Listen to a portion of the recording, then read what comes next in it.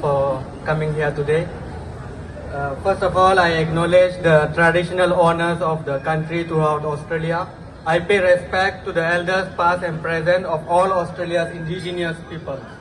We pay our respect to their elders past and present and extend the respect to all Aboriginal and Torres Strait Islanders people today. We are thankful to the Australian government and the people for having a generous heart for the victims and vulnerable people. We appreciate and we are also thankful to all the governments who are signatories to 1951 Refugee Convention and 1948 Convention on the Prevention and Punishment of the Crime of Genocide, or the Genocide Convention. It's an international treaty that criminalizes genocide and obligates state parties to pursue the enforcement of its prohibition.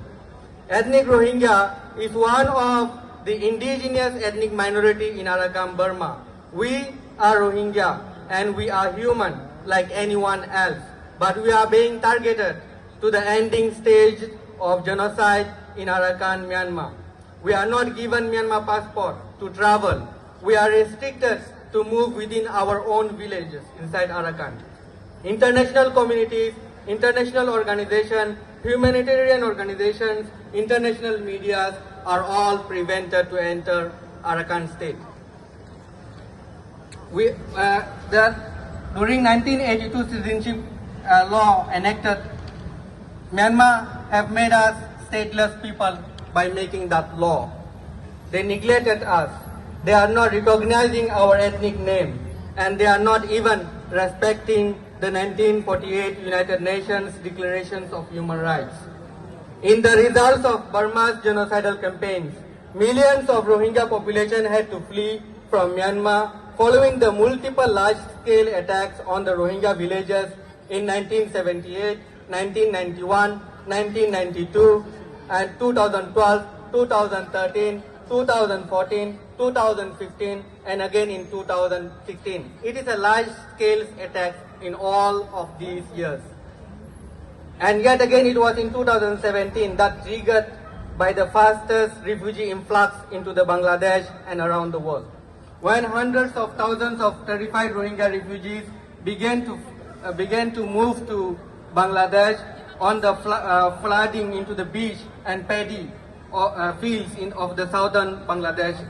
As the refugees, almost 60% of whom were vulnerable, they were children.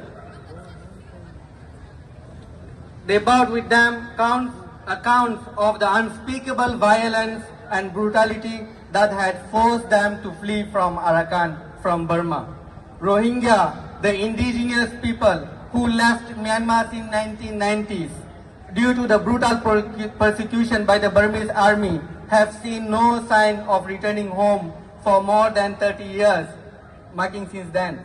As long as the military regime continues to rule, the field of repatriation remains limited. In an interview with the media in 2017, the Commander-in-Chief of the Tamadong Military General, Me Online, said he did not send the Rohingya out of Burma to take them back.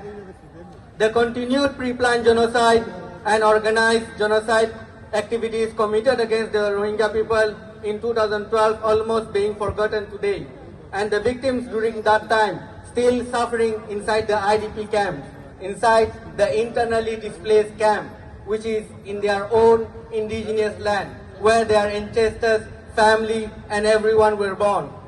And therefore, they provide the atrocities and crimes against humanity against the Rohingya, and feel proud of themselves. They feel it's their honor.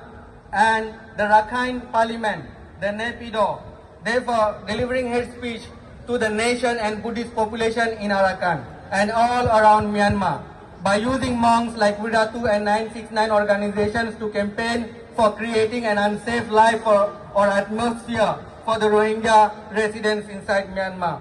We should not forget the horror and nightmares of war crimes, felonious crimes, massacres, destruction of properties, confiscations of the lands belonging to over 4 million Rohingya people, who are now more than 3 million already become refugees. only about 600,000 left inside the country and more than 200,000 inside the IDP camp out of them.